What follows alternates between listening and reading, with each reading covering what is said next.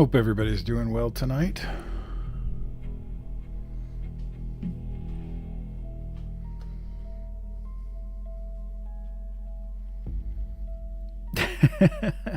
I am here. It's definitely going to be a dark one tonight.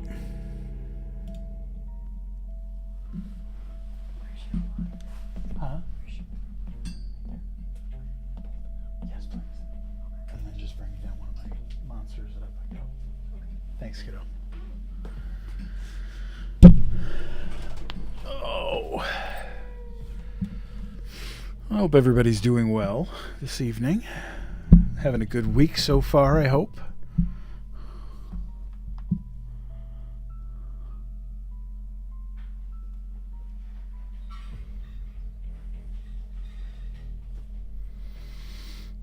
We are going to spend tonight with H.P. Lovecraft.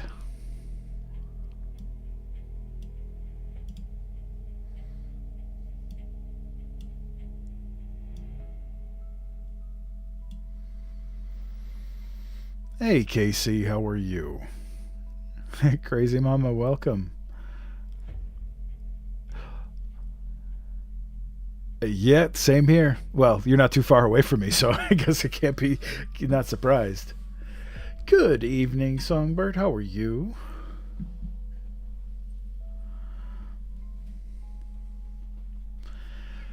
It seems appropriate for the stories that we're going to be reading tonight that we've got a little bit of lightning and thunder here in Western New York.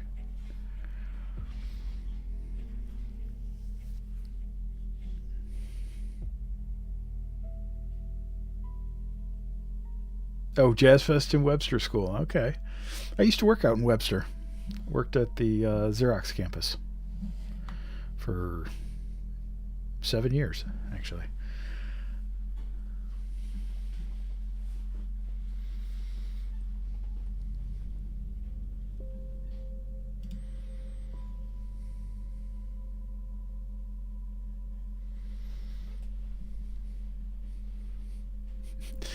Oh no, TikTok, I am not allowing you to auto-post anymore.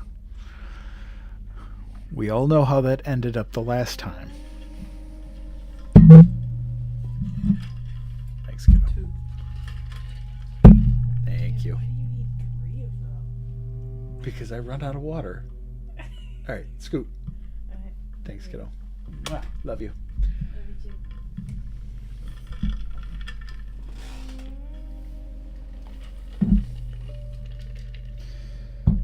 Had to get my water delivered. I was running out of time. TikTok Live Studio was giving me a little bit of trouble tonight, so got started a little later than I would have liked.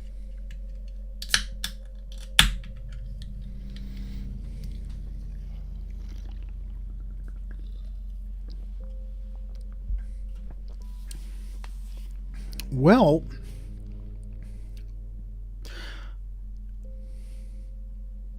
so auto post is basically you tell TikTok to automatically post highlight videos from your live. And I gotta be honest with you, most of what it posted when I did turn that on, because TikTok likes it when you use, when you use their features, their new features. Well, I can tell you that auto post is garbage.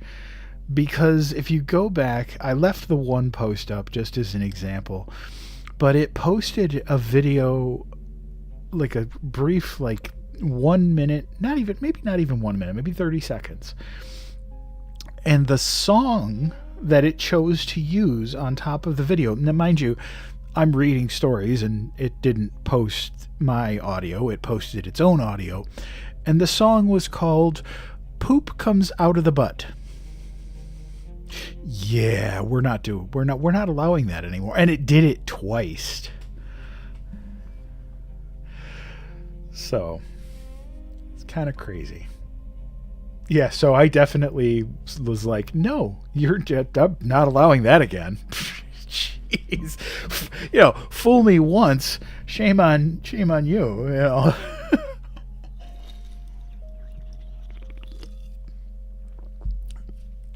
I mean, I suppose it is an informative, educational song. I mean, because poop does, in fact, come out of the butt. But the fact that we needed to know that is pretty much zero. Especially not on live highlights. Just like, post something of me reading, you know? How about that? So if I'm going to post highlights, they will be of my own choosing. Oh, let's see. So, we are going to get started here in just a moment. I don't want to go too far before I get started. Yes, Tessa, all the highlights. It's just, yeah. I wanted to just take my phone and beat myself with it. But we love TikTok, and we love the TikTok shop.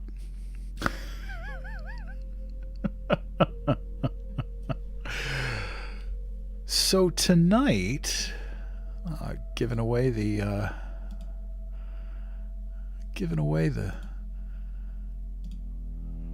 not even letting myself be able to use the buttons. Hey, Elle. Aw. Hey, everybody go follow Artsy Simp. That's my kid.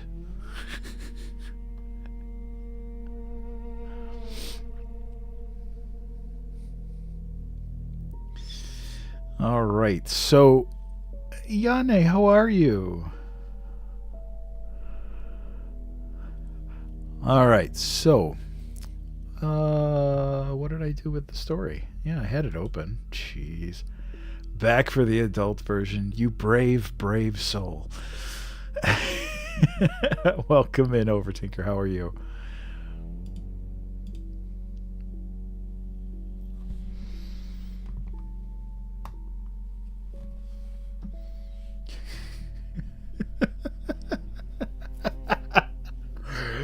Oh, jeez.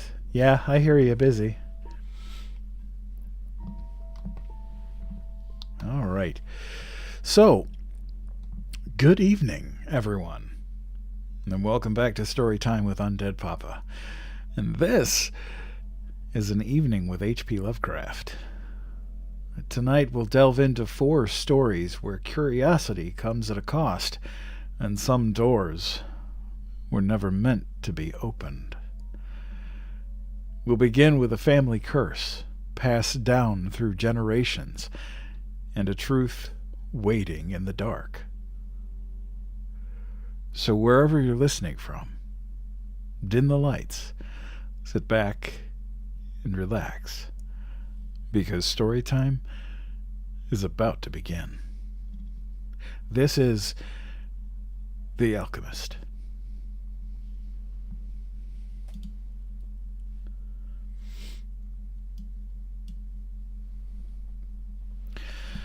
High up, crowning the grassy summit of a swelling mound whose sides are wooded near the base with gnarled trees of a primeval forest, stands the old chateau of my ancestors. For centuries, its lofty battlements have frowned down upon the wild and rugged countryside about, serving as a home and stronghold for the proud whose honored line is older than even the moss-grown castle walls. These ancient turrets, stained by the storms of generations and crumbling under the slow yet mighty pressure of time, formed in the ages of feudalism one of the most dreaded and formidable fortresses in all of France. From its maculated parapets and mounted battlements, barons, counts, and even kings have been defied, yet never had its spacious halls resounded to the footsteps of the invader. But since those glorious years, all has changed. A poverty but little above the level of dire want, together with a pride of name that forbids its alleviation by the pursuits of commercial life, have prevented the scions of our line from maintaining their estates in pristine splendor. and the falling stone of the walls, the overgrown vegetation in the parks, the dry and dusty moat, the ill-paved courtyards and toppling towers without, as well as the sagging floors, the worm-eaten wainscots, and the faded tapestries within, all tell a gloomy tale of fallen grandeur.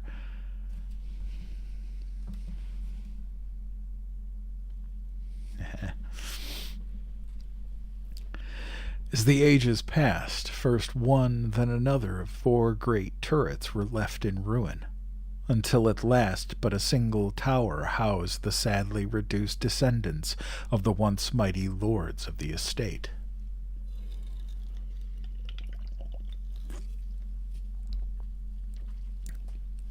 It was in one of the vast and gloomy chambers of this remaining tower that I, Antoine, last of the unhappy and accursed Comte de first saw the light of day 90 long years ago.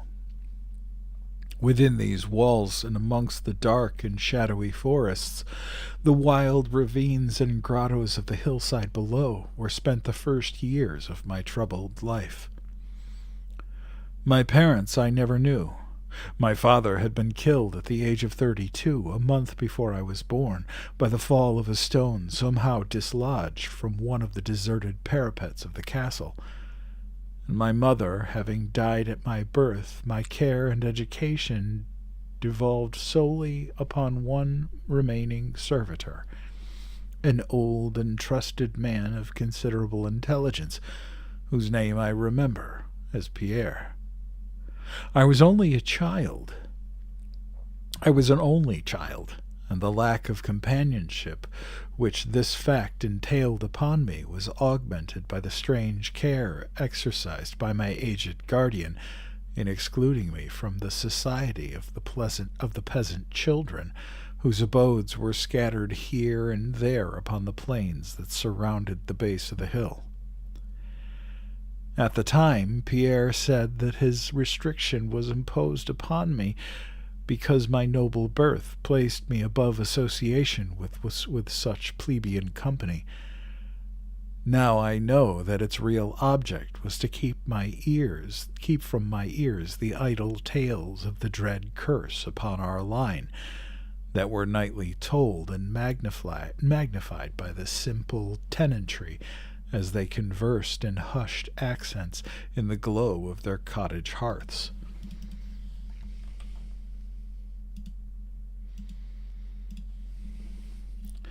Thus isolated and thrown upon my own resources, I spent hours of my childhood in poring over the ancient tomes that filled the shadow-haunted library of the chateau, in roaming without aim or purpose through the perpetual dusk of the spectral wood that clothes the sides of the hill near its foot.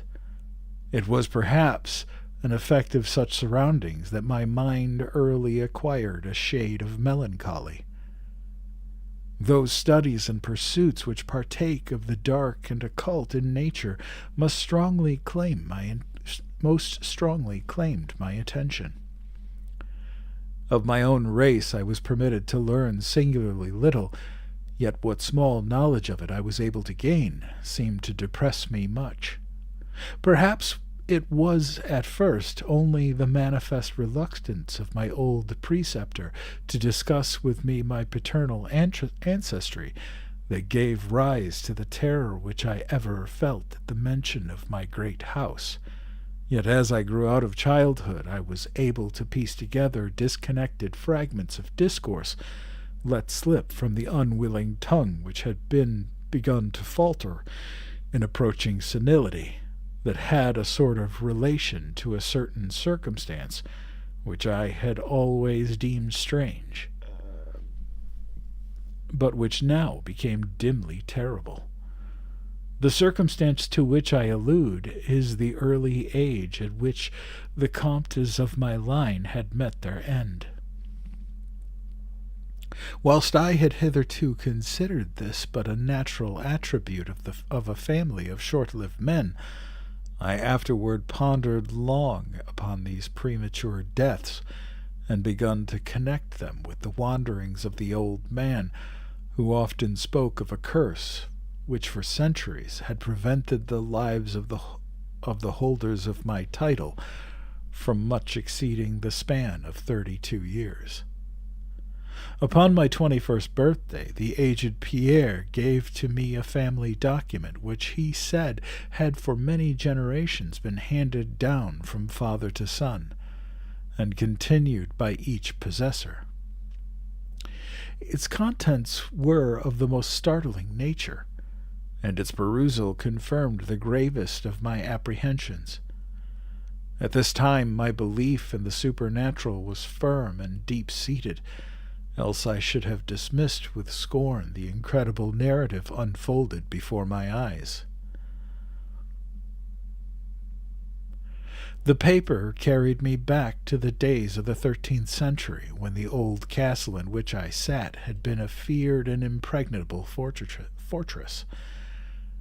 It told of a certain ancient man who had once dwelt in our estates, a person of no small accomplishments, though little above the rank of peasant. By name Michel, usually designated by the surname of Mauvais, the evil, on account of his sinister reputation. He had studied beyond the custom of his kind, seeking such things as the philosopher's stone or the elixir of eternal life, and was reputed wise in the terrible secrets of black magic and alchemy. Michel Mauvais had one son named Charles, a youth as proficient as himself in the hidden arts, and who had therefore been called Le Sorcier, or the wizard. This pair, shunned by all honest folk, were suspected of the most hideous practices. Old Michel was said to have burnt his wife alive as a sacrifice to the devil, and the unaccountable disappearances of many small peasant children were laid at the dreaded door of these two. Yet through the dark natures of the father and the son ran one redeeming ray of humanity. The evil old man loved his offspring with fierce intensity, whilst the youth had for his parent a more than filial affection. One night the castle on the hill was thrown into the wildest confusion by the vanishment of young Godfrey, son to Henri the Comte. A searching party, headed by the frantic father, invaded the cottage of the sorcerers, and there came upon old Michel Mauvais, busy over a huge and violently boiling cauldron. Without certain cause, in the ungoverned madness of fury and despair, the Comte had laid hands on the aged wizard, and ere he released his murderous hold on his victim was no more. Meanwhile, the joyful servants were proclaiming aloud the finding of young Godfrey in a distant and unused chamber of the great edifice, telling too late that poor Michel had been killed in vain. As the Comte and his associates turned away from the lowly abode of the alchemist, the form of Charles Le Sorcier appeared through the trees. The excited chatter of the menials standing about told him what occurred, yet he seemed at first unmoved at his father's fate. Then, slowly advancing to meet the Comte, he pronounced in dull yet terrible accents the curse that ever afterward haunted the House of C. May ne'er a noble of thy murderous line survive to reach a greater age than thine, spake he, when, suddenly leaping backwards into the black wood, he drew from his tunic a phial of colourless liquid which he threw in the face of his father's slayer as he disappeared behind the inky curtain of the night. The Comte died without utterance, and was buried the next day, but little more than 32 years from the hour of his birth. No trace of the assassin could be found. though relentless hands of peasants scoured the neighboring woods and the meadowland around the hill.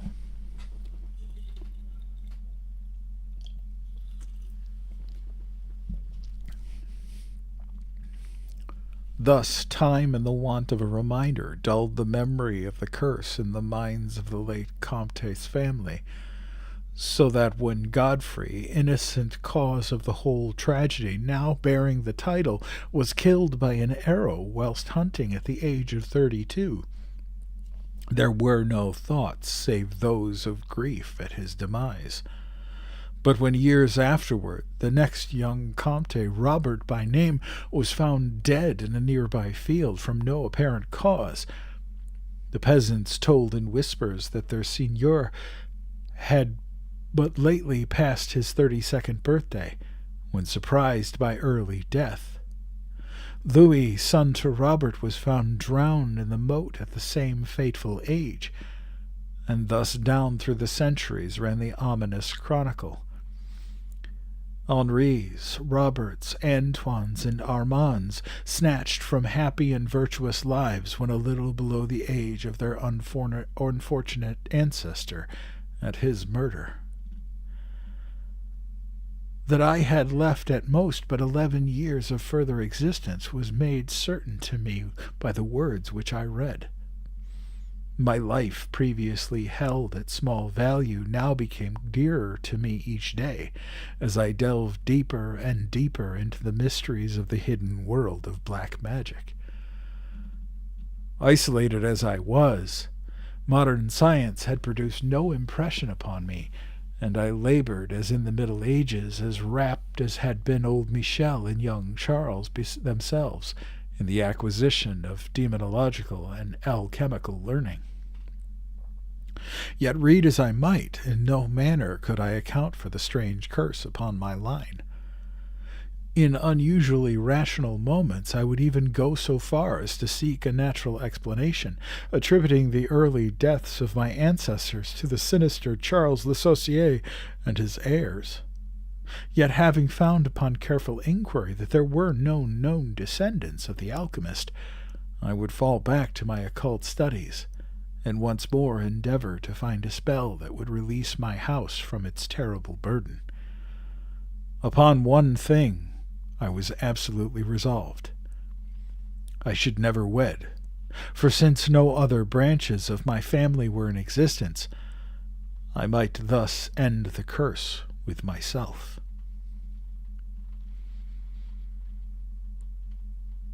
As I drew near the age of 30, old Pierre was called to the land beyond. Alone I buried him beneath the stones of the courtyard about which he had loved to wander in life. Thus I was left to ponder on myself as the only human creature within the great fortress. And in my utter solitude my mind began to cease its vain protest against the impending doom, to become almost reconciled to the fate which so many of my ancestors had met. Much of my time was now occupied in the exploration of the ruined and abandoned halls and towers of the old chateau, which in youth fear had caused me to shun, and some of which old Pierre had once told me had not been trodden by human foot for over 4 centuries. Strange and awesome were many of the objects I encountered. Furniture covered by the dust of ages and crumbling with the rot of long dampness met my eyes. Cobwebs in a profusion never before seen by me were spun everywhere, and huge bats flapped their bony and uncanny wings on all sides of the otherwise untenanted gloom. Of my exact age, even down to days and hours, I kept a most careful record, for each movement of the pendulum of the massive clock in the library told off so much more of my doomed existence. At length I approached that time which I had so long viewed with apprehension. Since most of my ancestors had been seized some little while before they reached the exact age of the Comte Henri at his end, I was every moment on the watch for the coming of the unknown death. In what strange form the curse should overtake me I knew not, but I was resolved at least that it should not find me a cowardly or passive victim. With new vigor I applied myself to my examination of the old chateau and its contents. It was upon one of the longest of all my excursions of discovery in the deserted portion of the castle, less than a week before that fatal hour which I felt must mark the utmost limit of my stay on earth, beyond which I could have not even the slightest hope of continuing to draw breath, that I came upon the culminating event of my whole life. I had spent the better part of the morning in climbing up and down half-ruined staircases in one of the most dilapidated of the ancient turrets. As the afternoon progressed, I sought the lower levels, descending into what appeared to be either a medieval place of confinement or a more recently excavated storehouse for gunpowder. As I slowly traversed the nitre-encrusted passageway at the foot of the last staircase, the paving became very damp, and soon I saw by the light of my flickering torch that a blank, water-stained wall impeded my journey. Turning to retrace my steps, my eye fell upon a small trap-door with a ring, which lay directly beneath my feet. Pausing, I succeeded with difficulty in raising it, whereupon there was revealed a black aperture, exhaling noxious fumes which caused my torch to sputter, and disclosing in the unsteady glare the top of a flight of stone steps. As soon as the torch, which I lowered into the repellent depths, burned freely and steadily, I commenced my descent. The steps were many, and led to a narrow stone-flagged passage which I knew must be far underground. This passage proved of great length, and terminated in a massive oaken door, dripping with the moisture of the place, and stoutly resisting all my attempts to open it. Ceasing after a time my efforts in this direction, I had proceeded back some distance toward the steps, when there suddenly fell to my experience one of the most profound and maddening shocks capable of reception by the human mind. Without warning, I heard the heavy door behind me creaking slowly open upon its rusty hinges. My immediate sensations are incapable of analysis. To be confronted in a place as thoroughly deserted as I had deemed the old castle, with evidence of the presence of a man or spirit, produced in my brain a horror of the most acute description. When at last I turned and faced the seat of the sound, my eyes must have started from their orbits at the sight that they beheld. There, in the ancient Gothic doorway, stood a human figure. It was that of a man, clad in a skull cap and a long medieval tunic of dark color. His long hair and flowing beard were of a terrible and intense black hue, and of incredible profusion. His forehead high beyond the usual dimensions, his cheeks deep sunken and heavily lined with wrinkles, and his hands, long, claw-like and gnarled, were of such a deathly marble-like whiteness as I have never elsewhere seen in a man. His figure, lean to the proportions of a skeleton, was strangely bent, and almost lost within the voluminous folds of his peculiar garment. But strangest of all were his eyes, twin caves of abysmal blackness, profound in expression of understanding, yet inhuman in degree of wickedness.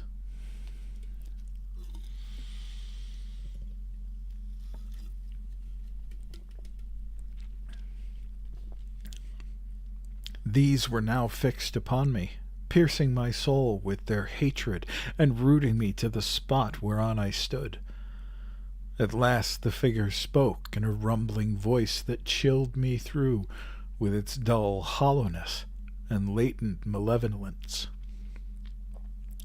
In the language in which the discourse was clothed was that debased form of Latin in use amongst the more learned men of the Middle Ages, and made familiar to me by my prolonged researches into the works of the old alchemists and demonologists.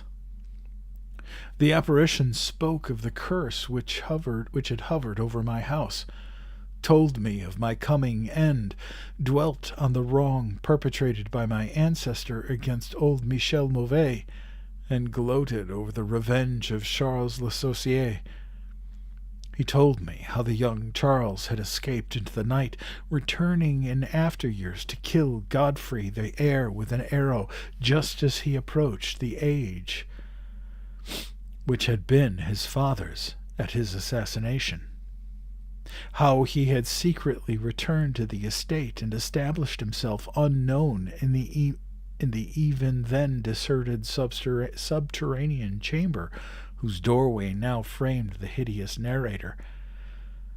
How he had seized Robert, son of Godfrey, in a field, forced poison down his throat, and left him to die at the age of 32, thus maintaining the foul provisions of his vengeful curse.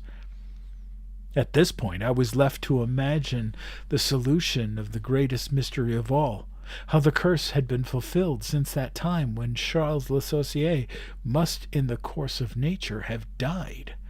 For the man digressed into an account of the deep alchemical studies of the two wizards, father and son, speaking most particularly of the researches of Charles Le Saucier concerning the elixir which should grant to him who partook of it eternal life and youth.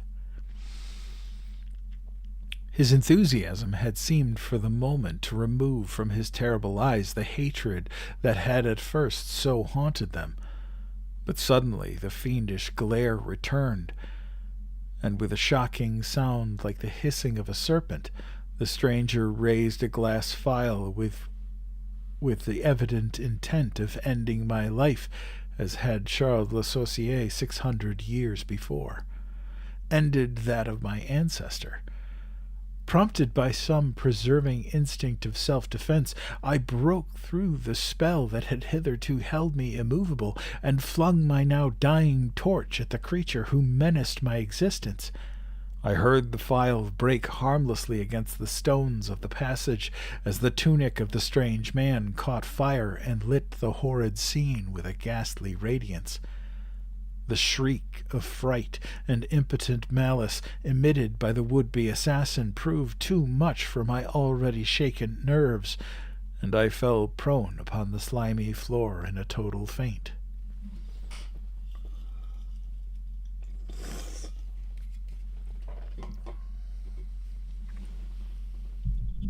Just got to adjust here for a sec.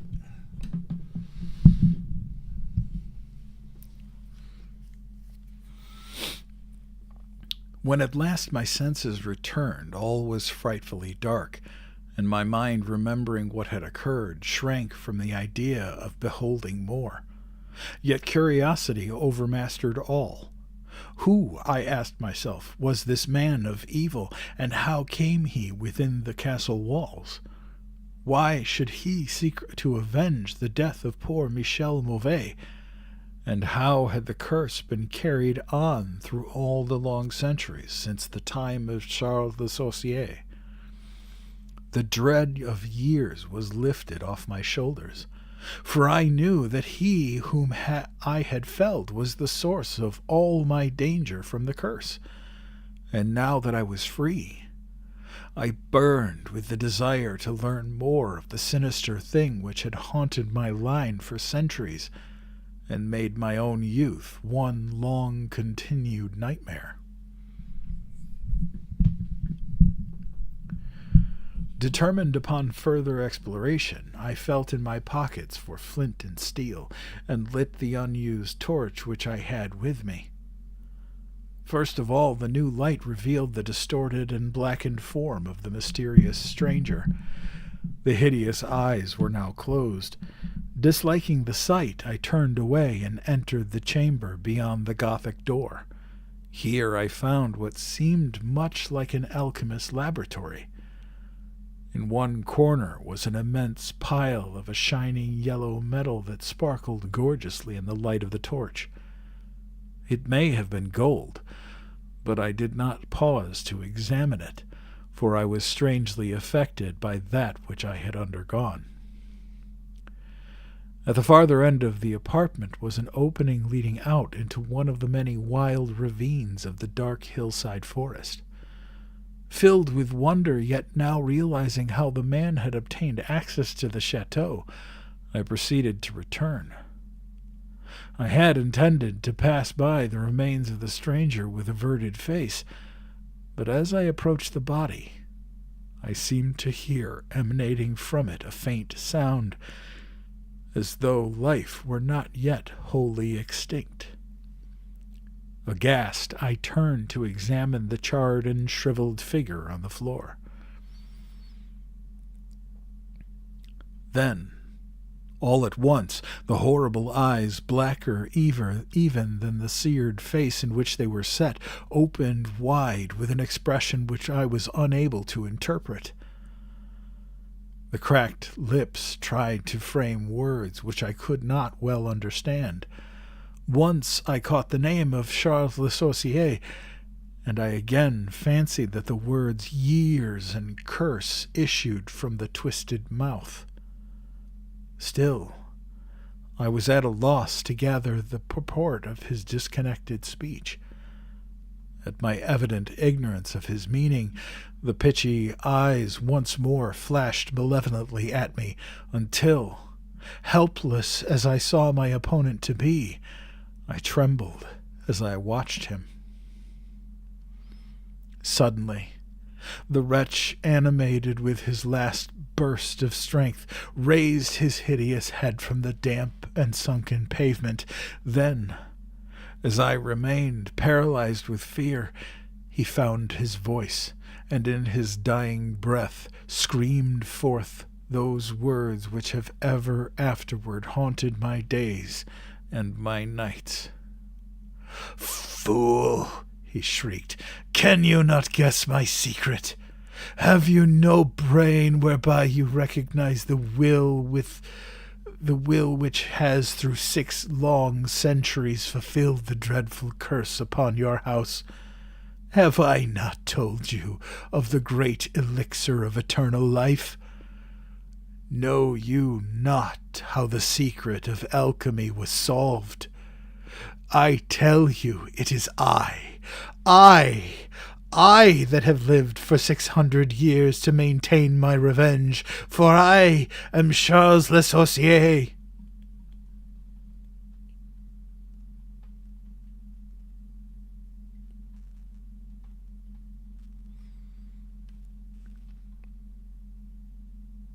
There we go. Alrighty then.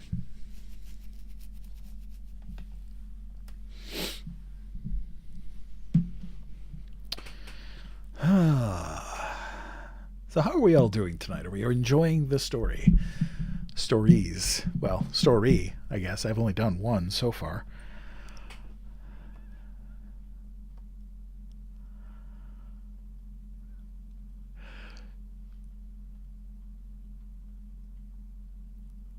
Nice. Well, I'm glad you're enjoying.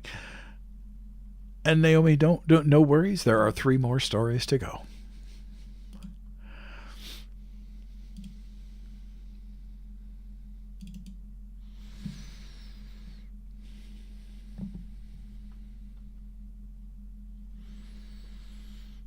Alrighty then.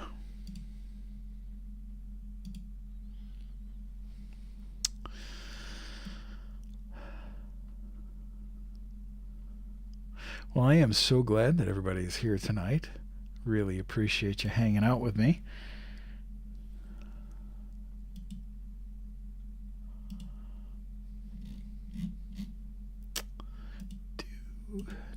There we go.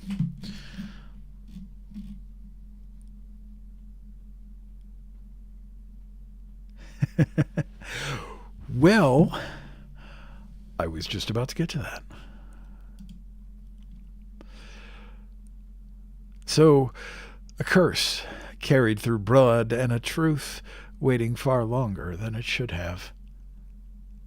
And now we move from something inherited to something uncovered.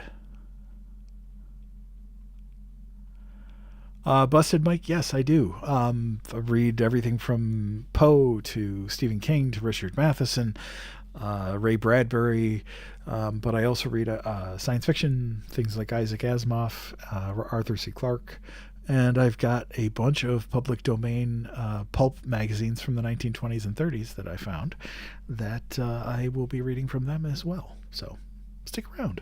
And then on Sundays I read kid-friendly stuff.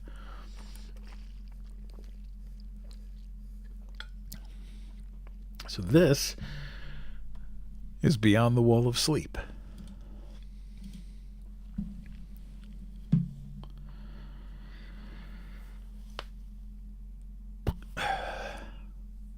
I have an exposition of sleep come upon me.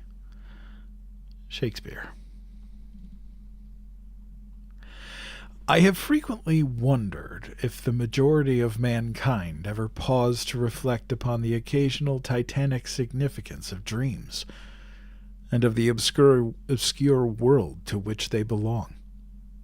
Whilst the greater number of our nocturnal visions are perhaps no more than faint and fantastic reflections of our waking experiences, Freud, to the contrary, with his puerile symbolism, there are still a certain remainder whose immundane and ethereal character permits of no ordinary interpretation, and whose vaguely exciting and disquieting effects suggest possible minute glimpses into a sphere of mental existence no less important than physical life.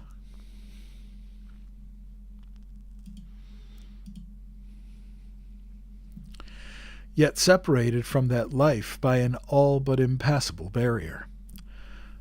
From my experience, I cannot doubt that man, when lost to terrestrial consciousness, is indeed sojourning in another and uncorporeal life of far different nature from the life we know, and of which only the slightest and most indistinct memories linger after waking. From those blurred and fragmentary memories we may infer much, yet prove little. We may guess that in dreams, life, matter, and vitality, as the earth knows such things, are not necessarily constant, and that time and space do not exist as our waking selves comprehend them. Sometimes I believe that this less material life is our truer life, and that our vain presence on the terruscous globe is itself the secondary or merely virtual phenomena. It was from a youthful reverie filled with speculations of this sort that I arose one afternoon in the winter of 1900-1901, went to the state of psychopathic institution in which I was served as an intern, was brought the man whose case has ever since haunted me so unceasingly. His name, as given on the records, was Joe Slater, or Slater, and his appearance was that of the typical denizen of the Catskill Mountain region, one of those strange, repellent scions of primitive colonial peasant stock, whose isolation for nearly 3 centuries in the hilly fastness of a little-traveled countryside had caused them to sink to a kind of barbaric degeneracy rather than advance with their more fortunately placed brethren of the thickly settled districts. Among these odd folk, who correspond exactly to the decadent element of white trash in the South, law and morals are non-existent, and their general mental status is probably below that of any other section of the Native American people.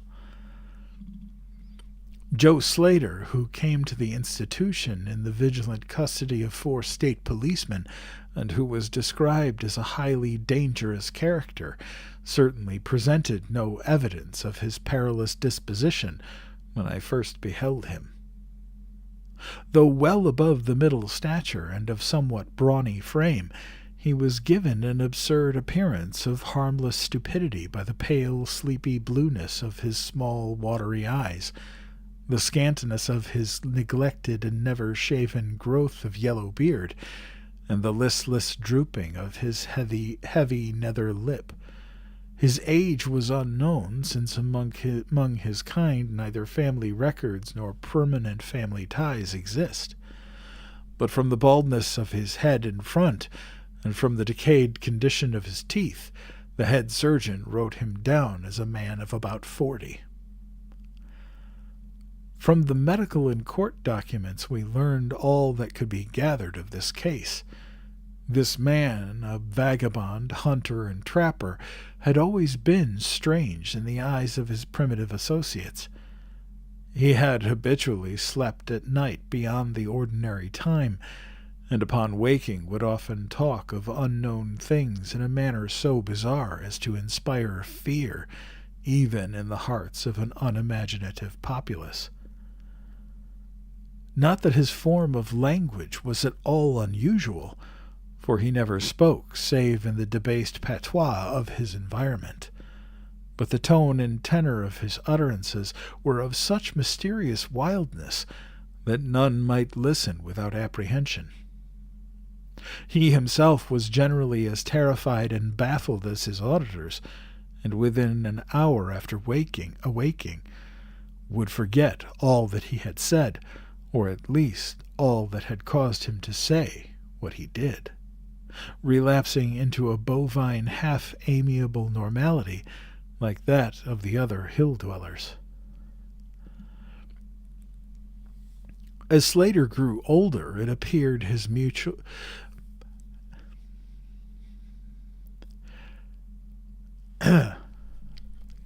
Need a drink of water here.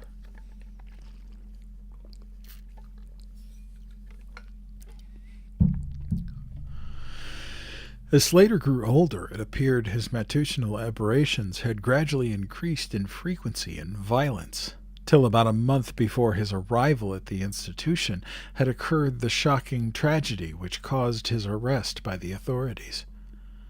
One day near noon, after a profound sleep begun and a whiskey debauch at about 5 of the previous afternoon, the man had roused himself most suddenly, with ululations so horrible and unearthly that they brought several neighbors to his cabin, a filthy sty where he dwelt with a family as indescribable as himself.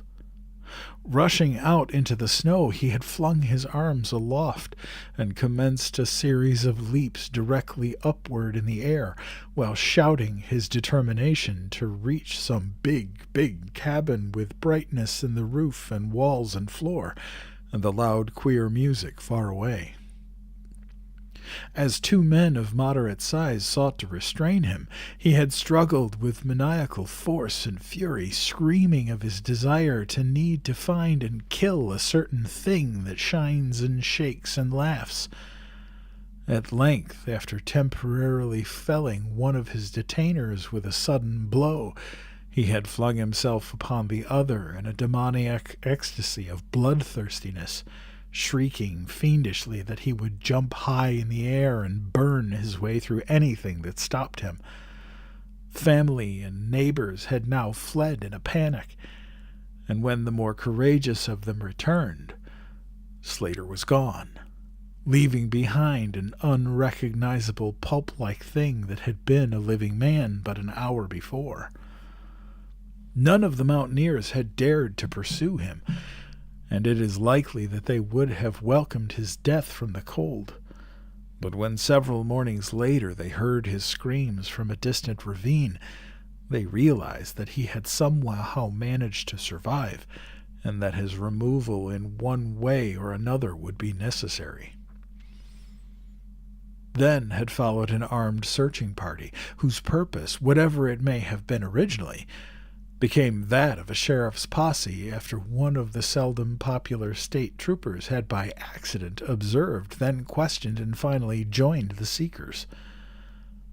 On the third day, Slater was found unconscious in the hollow of a tree and taken to the nearest goal, where alienists from Albany examined him as soon as his senses returned.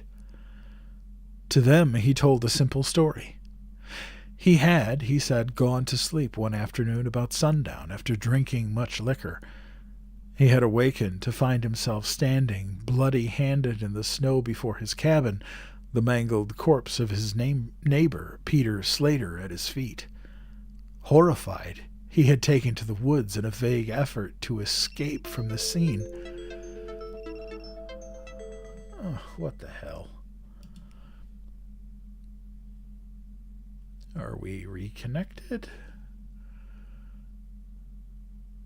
Come on.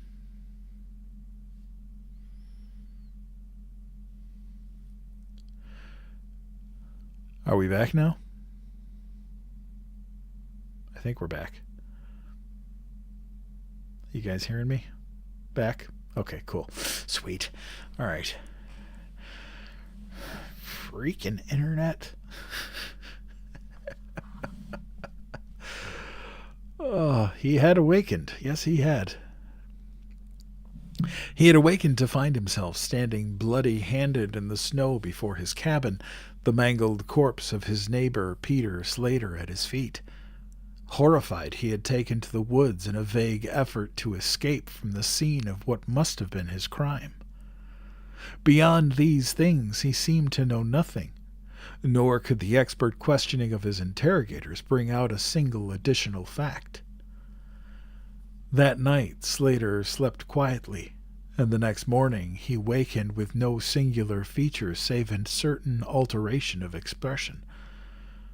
Dr. Barnard, who had been watching the patient, thought he noticed in the pale blue eyes a certain gleam of peculiar quality, and in the flaccid lips an all but imperceptible tightening, as if of intelligent determination. But when questioned, Slater relapsed into a habitual vacancy of the mountaineer, and only reiterated that he had said what he had said in the preceding day.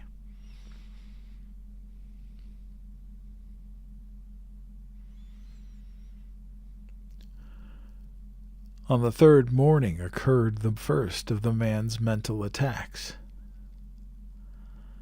Are we still freezing up, or are we good?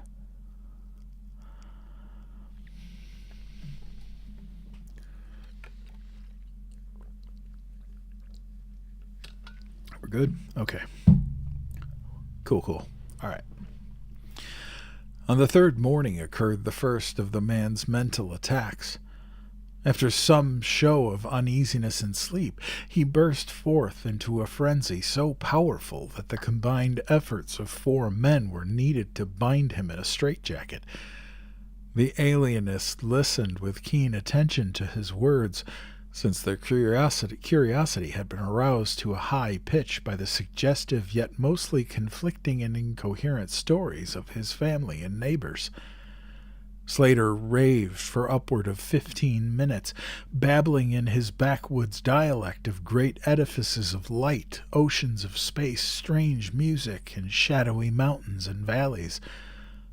But most of all did he dwell upon some mysterious blazing entity that shook and laughed and mocked at him. This vast, vague personality seemed to have done him a terrible wrong, and to kill it in triumphant revenge was his paramount desire. In order to reach it, he said, he would soar through abysses of emptiness, burning every obstacle that stood in his way. Thus ran his discourse, until with the greatest suddenness he ceased. The fire of madness died from his eyes, and in dull wonder he looked at his questioners and asked why he was bound. Dr. Barnard unbuckled the leathern harness and did not restore it till night, when he succeeded in persuading Slater to don it of his own volition, for his own good. The man had now admitted that he sometimes talked queerly, though he knew not why. Within a week or two, more attacks appeared, but from them the doctors learned little.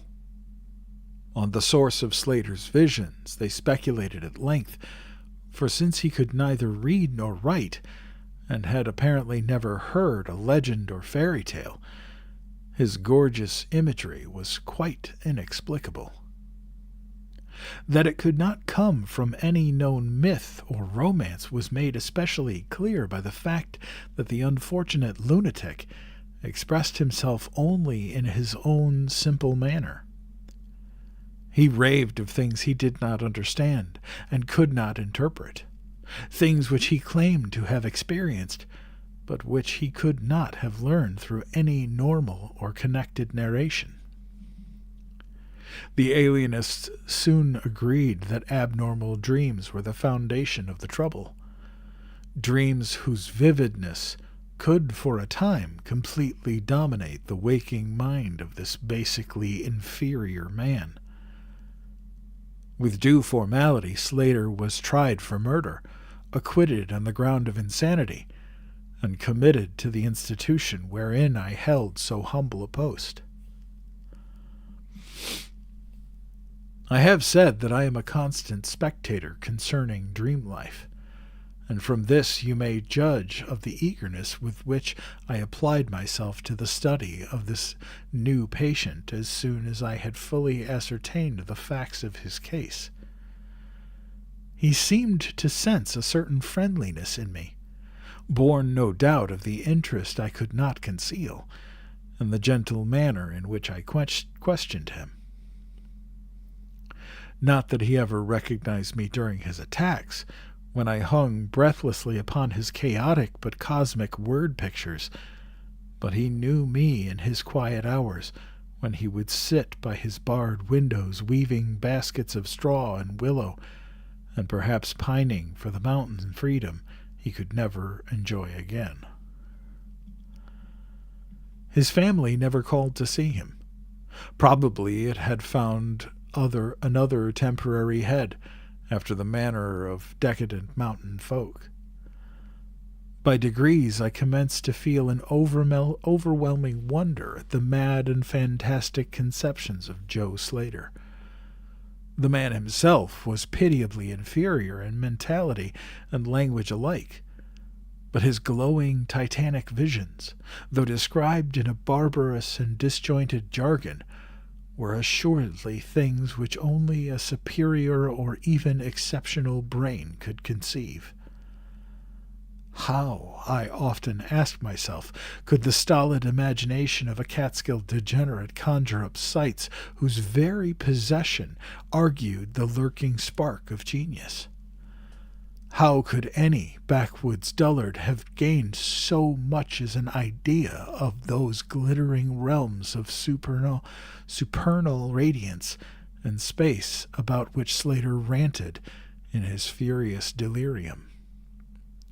More and more I inclined to the belief that in the pitiful personality who cringed before me lay the disordered nucleus of something beyond my comprehension, something infinitely beyond the comprehension of my more experienced but less imaginative medical and scientific colleagues.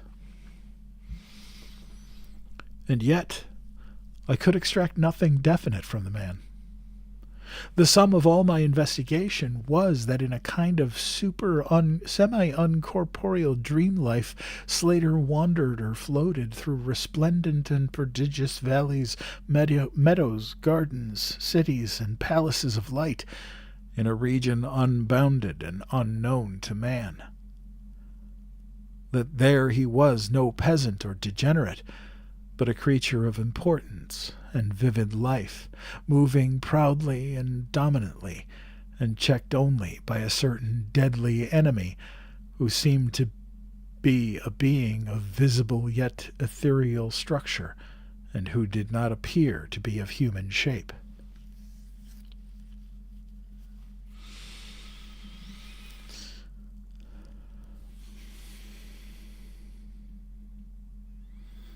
since Slater never referred to it as a man, or as aught save a thing.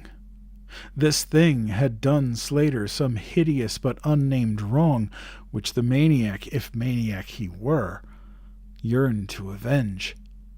From the manner in which Slater alluded to their dealings, I judged that he and the luminous thing had met on equal terms, that in his dream existence the man was himself a luminous thing of the same race as his enemy. This impression was sustained by his frequent references to flying through space and burning all that impeded his progress. Yet these conceptions were formulated in rustic words wholly inadequate to convey them, a circumstance which drove me to the conclusion that if a true dream world indeed existed, oral language was not its medium for the transmission of thought. Could it be that the dream soul inhabiting this inferior body was desperately struggling to speak things which the simple and halting tongue of dullness could not utter?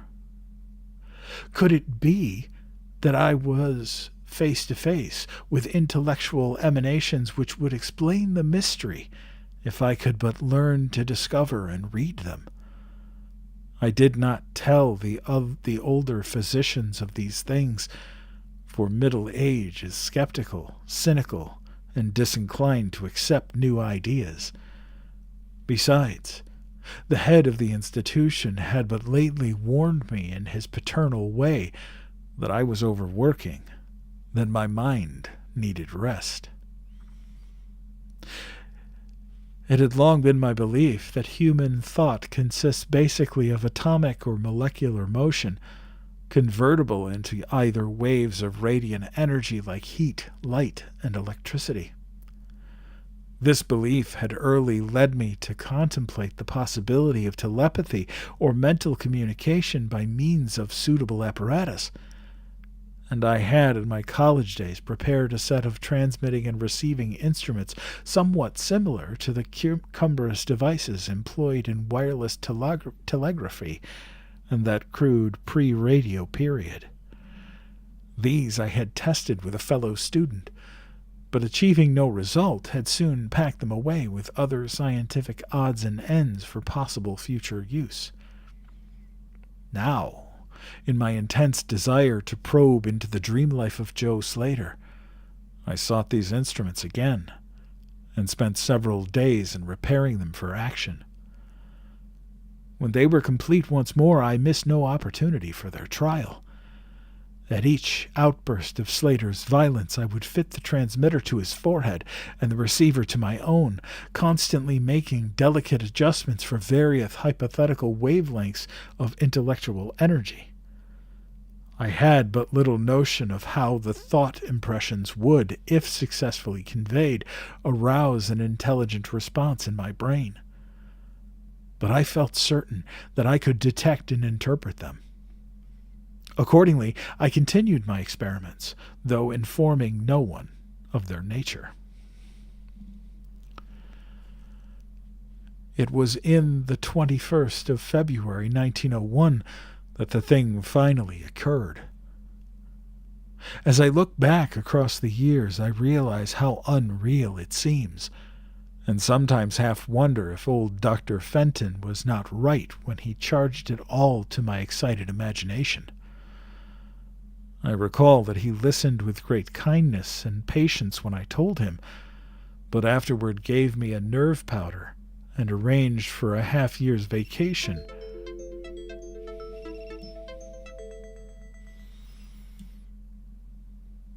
Really, TikTok? I'm like right here. You think I'm a bot or something? Oy, it's killing me.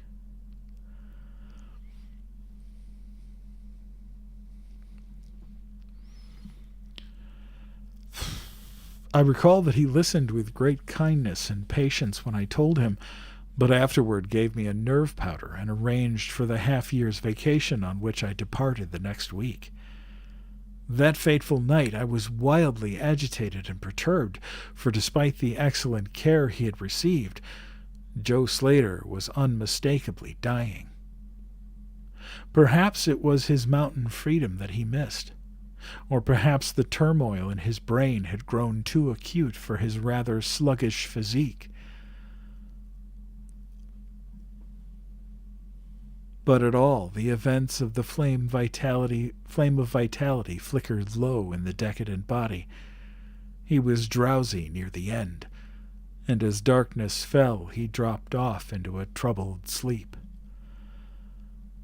I did not strap on the straitjacket as was customary when he slept, since I saw that he was too feeble to be dangerous, even if he woke in mental disorder once more before passing away. But I did place upon his head and mine the two ends of my cosmic radio, hoping against hope for the first and last message from the dream world in the brief time remaining. In the cell with us was one nurse, a mediocre fellow who did not understand the purpose of the apparatus or think to inquire into my course. As the hours wore on, I saw his head droop awkwardly in sleep, but I did not disturb him. I myself, lulled by the rhythmical breathing of the healthy and the dying man, must have nodded a little later. The sound of weird lyric melody was what aroused me. Chords, vibrations, and harmonic ecstasies echoed passionately on every hand, while on my ravished sight burst the stupendous spectacle of ultimate beauty. Walls, columns, and architraves of living fire blazed effulgently around the spot where I seemed to float in air, extending upward to an infinitely high vaulted dome of indescribable splendor. Blending with this display of palatial magnificence, or rather supplanting it at times in kaleidoscopic rotation, were glimpses of wide plains and graceful valleys, high mountains and inviting grottos, covered with every lovely attribute of scenery which my delighted eye could conceive of, yet formed wholly of some glowing ethereal plastic entity, which in consistency partook as much of spirit as of matter. As I gazed, I perceived that my own brain held the key to these enchanting metamorphoses, for each vista which appeared to me was the one my changing mind most wished to behold. Amidst this Elysian realm I dwelt not as a stranger, for each sight and sound was familiar to me, just as it had been for uncounted eons of eternity before, and would be for like eternities to come. Then the resplendent aura of my brother of light drew near and held colloquy with me, soul to soul, with silent and perfect interchange of thought. The hour was one of approaching triumph, for was not my fellow being escaping at last from a degrading periodic bondage, escaping forever, and preparing to follow the accursed oppressor even unto the uttermost fields of ether, that upon it might be wrought a flaming cosmic vengeance which would shake the spheres. We floated thus for a little time, when I perceived a slight blurring and fading of the objects around us, as though some force were recalling me to earth, where I least wished to go. The form near me seemed to feel a change also, for it gradually brought its discourse toward a conclusion, and itself prepared to quit the scene, fading from my sight at a rate somewhat less rapid than that of the other objects. A few more thoughts were exchanged, and I knew that the luminous one and I were being recalled to bondage, though for my brother of light it would be the last time. The sorry planet's shell being well nigh spent, in less than an hour my fellow would be free to pursue the oppressor along the Milky Way, and past the hither stars to the very confines of infinity. A well-defined shock separates my final impression of the fading scene of light from my sudden and somewhat shamefaced awakening and straightening up in my chair as I saw the dying figure on the couch move hesitantly. Joe Slater was indeed awakening, though probably for the last time. As I looked more closely, I saw in the shallow cheeks shone spots of color which had never before been present. The lips, too, seemed unusual, being tightly compressed, as if by the forces of a stronger character than had been Slater's. The whole face finally began to grow tense, and the head turned restlessly with closed eyes. I did not arouse the sleeping nurse, but readjusted the slightly disarranged headbands of my telepathic radio, intent to catch any parting message the dreamer might have to deliver. All at once the head turned sharply in my direction, and the eyes fell open, causing me to stare in blank amazement at what I beheld. The man who had been Joe Slater, the Catskill decadent, was now gazing at me with a pair of luminous, expanded eyes whose blue seemed subtly to have deepened. Neither mania nor degeneracy was visible in that gaze, and I felt beyond a doubt that I was viewing a face behind which lay an active mind of high order.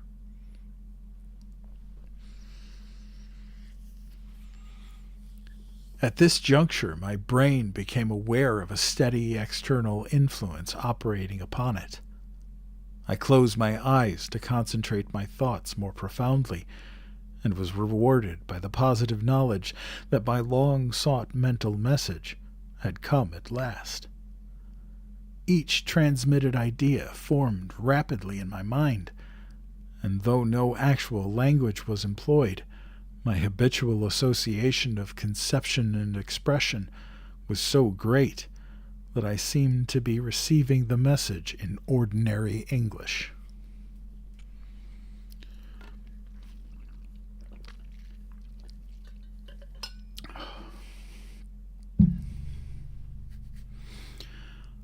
Joe Slater is dead, came the soul-petrifying voice or agency from beyond the wall of sleep. My opened eyes sought the couch of pain and curious horror, but the blue eyes were still calmly gazing, and the countenance was still intelligently animated.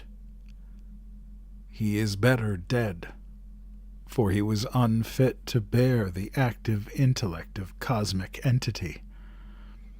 His gross body could not undergo the needed adjustments between ethereal life and planet life. He was too much of an animal, too little a man, yet it is through his deficiency that you have come to discover me, for the cosmic and planet souls rightly should never meet. He has been my torment, and my diurnal prison for 42 of your terrestrial years. I am an entity, like that which you yourself become in the freedom of dreamless sleep. I am your brother of light, and have floated with you in the effulgent valleys. It is not permitted me to tell your waking earth self of your real self, but we are all roamers of vast spaces and travelers in many ages. Next year I may be dwelling in the dark Egypt which you call ancient, or in the cruel empire of Sen Chan, which is to come 3,000 years hence. You and I have drifted to the worlds that reel about the red Arcturus, and dwelt in the bodies of the insect philosophers that crawl proudly over the fourth moon of Jupiter. How little does the earth's self know of life and its extent? How little indeed ought it to know for its own tranquillity, Of the oppressor I cannot speak. You on earth have unwittingly felt its distant presence. You who without knowing idly gave to its beacon the name of Algol, the demon star. It is to meet and conquer the oppressor that I have vainly striven for eons, held back by bodily encumbrances. Tonight, I go as a nemesis, bearing just and blazingly cataclysmic vengeance. Watch me in the sky close by the demon star. I cannot speak longer, for the body of Joe Slater grows cold and rigid, and the coarse brains are ceasing to vibrate as I wish. You have been my friend in the cosmos. You have been my only friend on this planet, the only soul to sense and seek for me within the repellent form which lies on this couch. We shall meet again, perhaps in the shining mists of Orion's sword, perhaps on a bleak plateau in prehistoric Asia, perhaps in unremembered dreams tonight, perhaps in some other form an eon hence, and when the solar system shall have been swept away. At this point the thought waves abruptly ceased, and the pale eyes of the dreamer, or can I say dead man, commenced to glaze fishly. In a half-stupor I crossed over to the couch and felt of his wrist, but found it cold, stiff, and pulseless. The sallow cheeks paled again, and the thick lips fell open, disclosing the repulsively rotten fangs of the degenerate Joe Slater. I shivered, pulled a blanket over the hideous face, and awakened the nurse. Then I left the cell and went silently to my room. I had an insistent and unaccountable craving for a sleep whose dreams I should not remember. The climax? What plain tale of science can boast of such a rhetorical effect? I have merely set down certain things appealing to me as facts, allowing you to construe them as you will. As I have already admitted, my superior old Dr. Fenton denies the reality of everything I have related. He vows that I was broken down with nervous strain and badly in need of a long vacation on full pay which he so generously gave me. He assures me on his professional honor that Joe Slater was but a low-grade paranoiac, whose fantastic notions must have come from the crude hereditary folk tales which circulate even in the most decadent of communities. All this he tells me, yet I cannot forget what I saw in the sky on the night after Slater died. Lest you think me a biased witness, another's pen must add this final testimony, which may perhaps supply the climax you expect. I will quote the following account of the star Nova Persei verbatim from the pages of that eminent astronomical authority, Professor Garrett P. Service. On February 22nd, 1901, a marvelous new star was discovered by Dr. Anderson of Edinburgh, not very far from Algol. No star had been visible at that point before. Within 24 hours, the stranger had become so bright that it outshone Capella. In a week or two, it had visibly faded, and in the course of a few months, it was hardly discernible with the naked eye.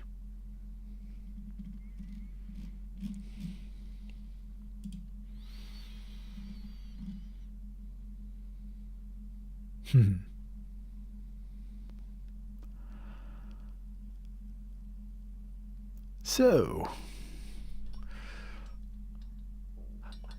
what do you guys think?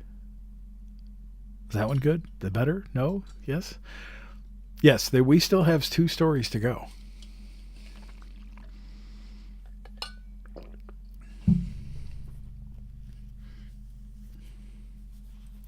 I will be on probably until a little bit after 11.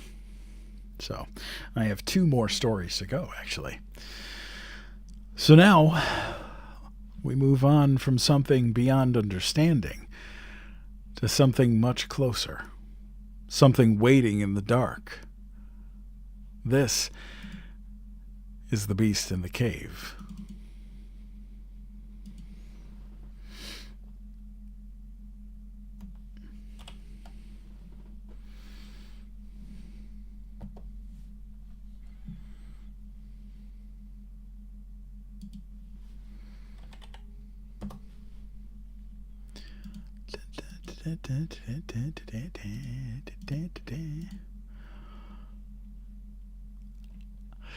All right.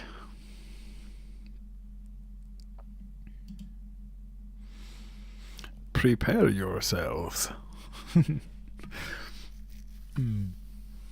So let me ask, how many of you actually saw the promo video that I released this afternoon? I'm curious as to how far that actually reaches and how much it actually does.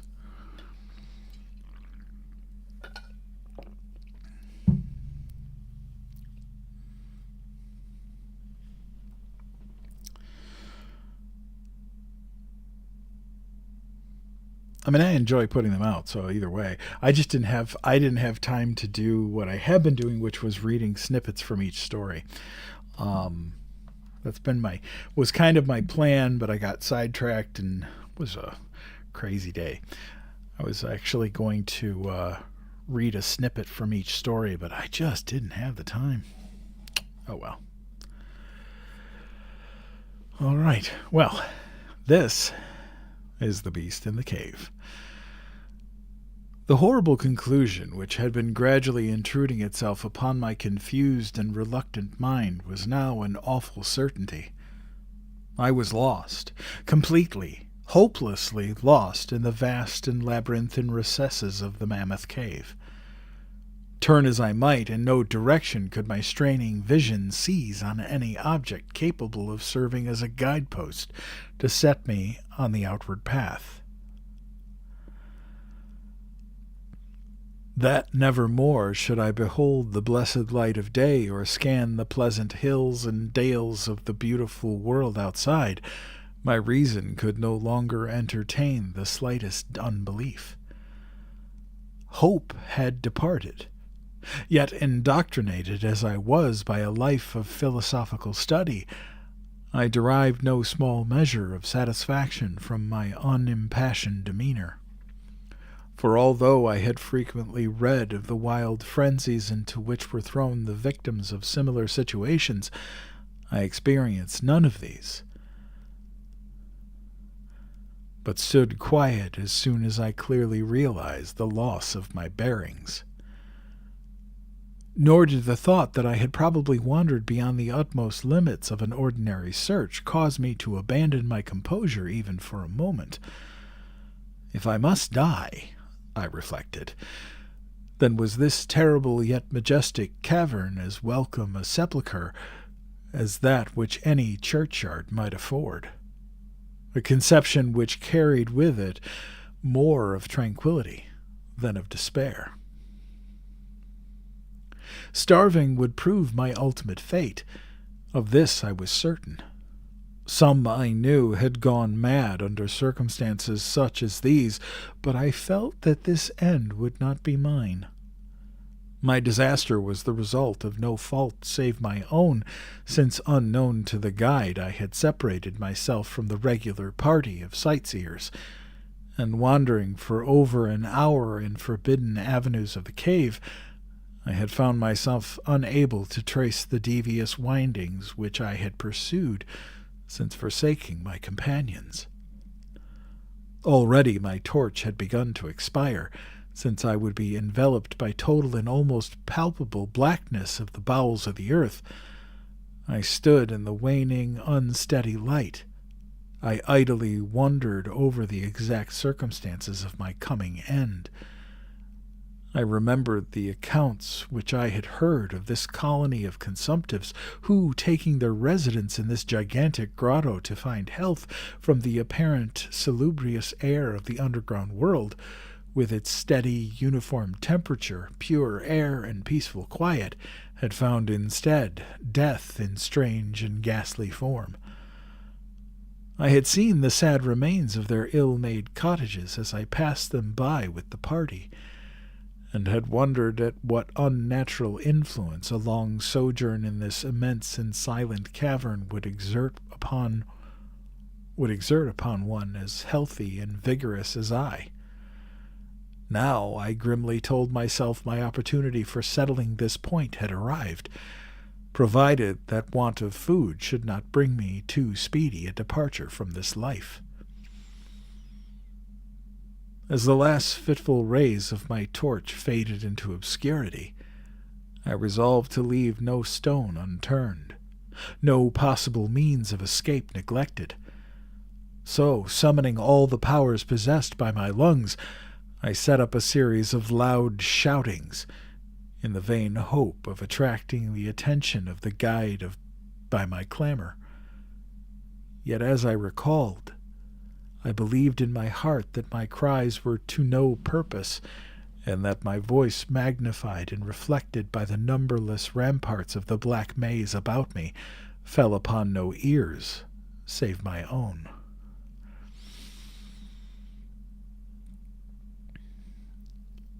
All at once, however, my attention was fixed with a start, as I fancied that I heard the sound of soft approaching steps on the rocky floor of the cavern. Was my deliverance about to be accomplished so soon? Had then all my horrible apprehensions been for naught? And was the guide, having marked my unwarranted absence from the party, following my course and seeking me out in this limestone labyrinth? Whilst these joyful queries arose in my brain, I was on the point of renewing my cries in order that my discovery might come the sooner, when in an instant my delight was turned to horror as I listened, for my ever-acute ear, now sharpened in the even greater degree by the complete silence of the cave, bore to my benumbed understanding the unexpected and dreadful knowledge that these footfalls were not like those of any mortal man. In the unearthly stillness of this subterranean region, the tread of the booted guide would have sounded like a series of sharp, incisive blows. These impacts were soft and stealthy, as the paws of some feline. Besides, when I listened carefully, I seemed to trace the falls of 4 instead of 2 feet. I was now convinced that I had been, by my own cries, aroused and attracted some wild beast, perhaps a mountain lion which had accidentally strayed within the cave. Perhaps I considered the Almighty had chosen for me a swifter and more merciful death than that of hunger. Yet the instinct of self-preservation, never wholly dormant, was stirred in my breast, and though escape on the oncoming peril might spare me for a sterner and more lingering end, I determined none the less to part with my life at as high a price as I could command. Strange as it may seem, my mind conceived of no intent on the part of the visitor save that of hostility. Accordingly, I became very quiet, in the hope that the unknown beast would, in the absence of a guiding sound, lose its direction as I had, and thus pass me by. But this hope was not destined for realization, for the strange footfalls steadily advanced. The animal evidently having obtained my scent, which in an atmosphere so absolutely free from all distracting influences as is that of the cave, could doubtless be followed at great distance. Seeing therefore that I must be armed for defense against an uncanny and unseen attack in the dark, I groped about me the largest of the fragments of rock which were strewn upon the parts of the floor of the cavern in the vicinity, and grasping in each hand for immediate use, awaited with resignation the inevitable result. Meanwhile, the hideous pattering of the paws drew near. Certainly, the conduct of the creature was exceedingly strange. Most of the time the tread seemed to be that of a quadruped, walking with a singular lack of unison betwixt hind and fore feet. Yet at brief and infrequent intervals I fancied that but 2 feet were engaged in the process of locomotion. I wondered what species of animal was to confront me. It must, I thought, be some unfortunate beast who had paid for its curiosity to investigate one of the entrances of the fearful grotto, with a lifelong confinement in its interminable recesses. It doubtless obtained as food the eyeless fish, bats, and rats of the cave, as well as some of the ordinary fish that are wafted in at every freshet of Green River, which communicates in some occult manner with the waters of the cave. I occupied my terrible vigil with grotesque conjectures of what alteration cave life might have wrought in the physical structure of the beast, remembering the awful appearances ascribed by local tradition to the consumptives who had died after long residence in the cave.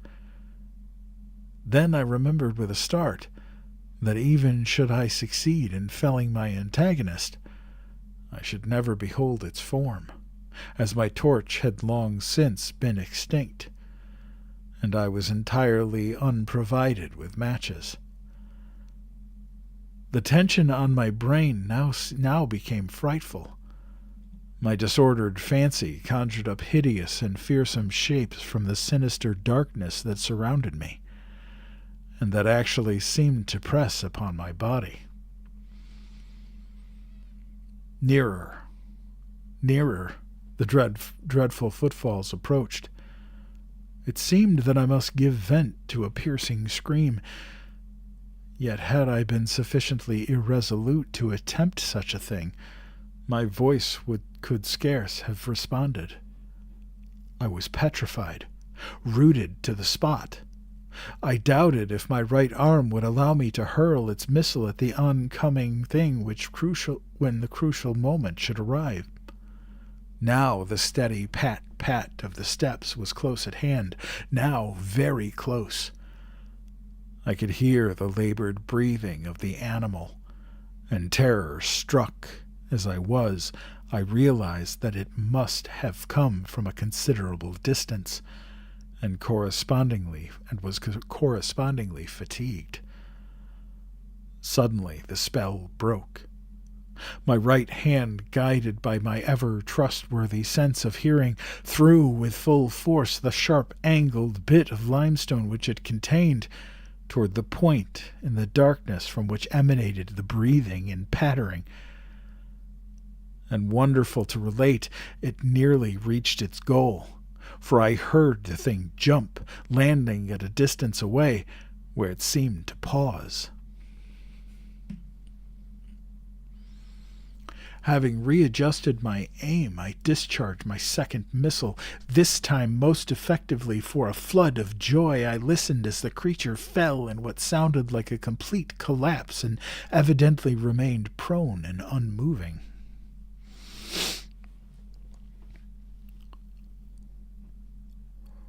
Almost overpowered by the great relief which rushed over me, I reeled back against the wall. The breathing continued in heavy, gasping inhalations and expirations, whence I realized that I had no more than wounded the creature. And now all desire to examine the thing ceased. At last, something allied to groundless, superstitious fear had entered my brain, and I did not approach the body. Nor did I continue to cast stones at it in order to complete the extinction of its life. Instead, I ran at full speed in what was, as nearly as I could estimate in my frenzied condition, the direction from which I had come. Suddenly I heard a sound, or rather a regular succession of sounds. In another instant they had resolved themselves into a series of sharp metallic clicks. This time there was no doubt. It was the guide. And then I shouted, yelled, screamed, even shrieked with joy as I beheld in the vaulted arches above the faint and glimmering effulgence which I knew to be the reflected light of an approaching torch.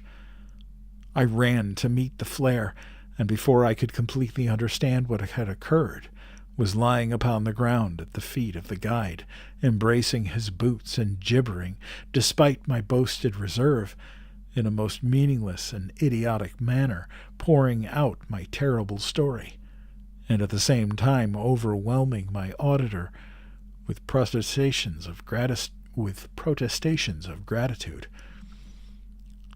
At length I awoke to something like my normal consciousness. The guide had noted my absence upon the arrival of the party at the entrance of the cave, and had, from its own intuitive sense of direction, proceeded to make a thorough canvass of by-passages just ahead of where he had last spoken to me, locating my whereabouts after a quest of about 4 hours. By the time he had related this to me, emboldened by his torch and his company, began to reflect upon the strange beast, which I had wounded but a short distance back in the darkness, and suggested that we ascertain by the flashlight's aid what manner of creature was my victim.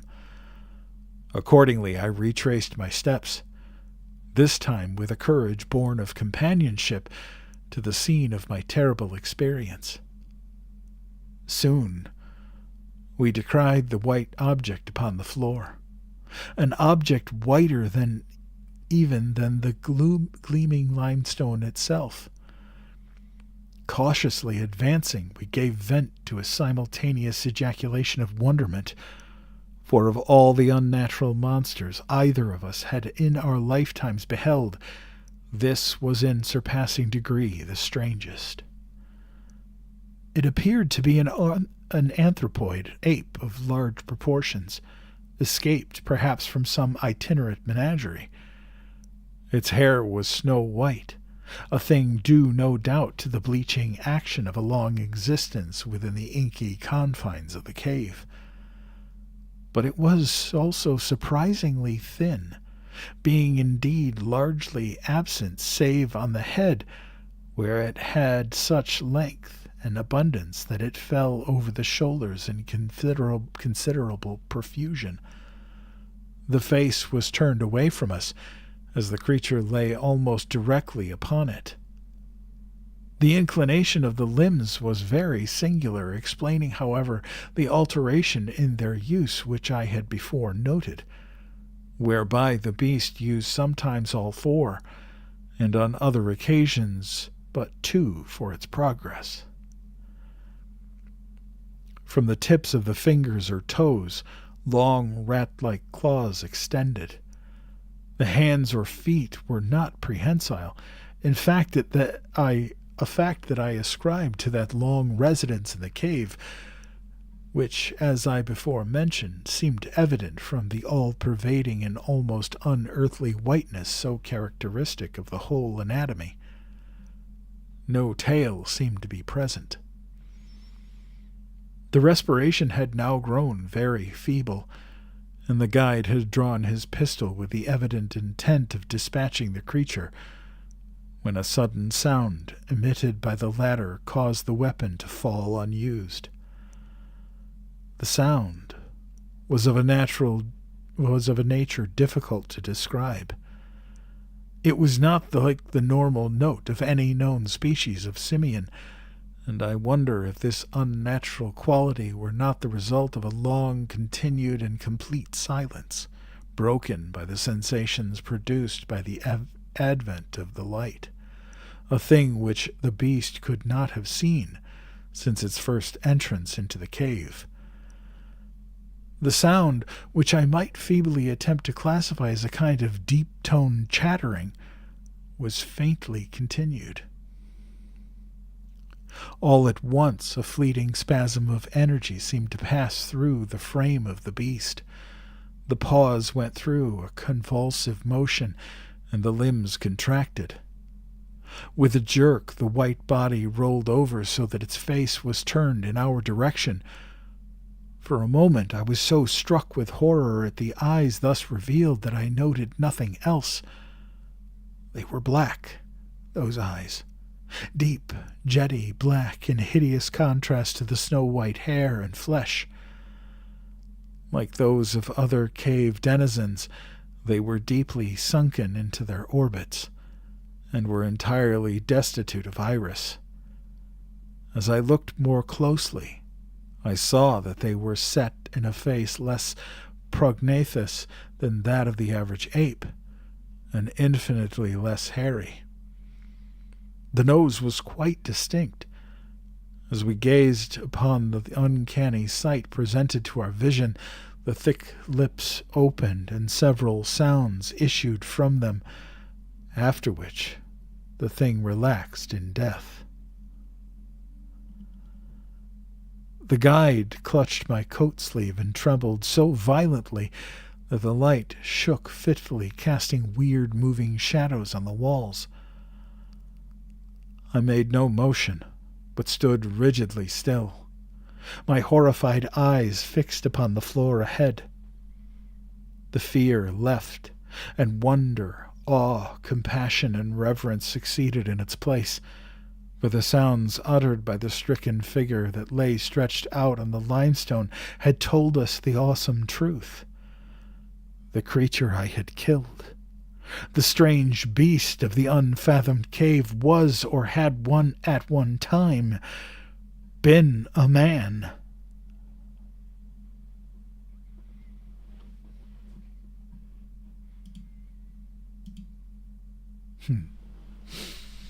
That's a good one.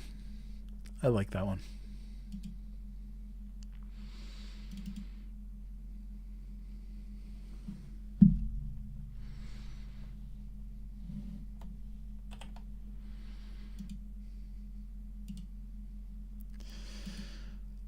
All right. So we've got one more left, and just enough time to do it.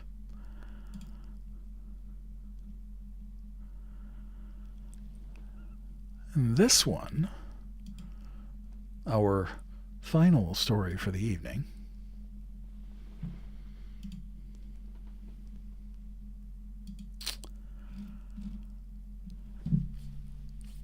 and this is the doom that came to Sarnath.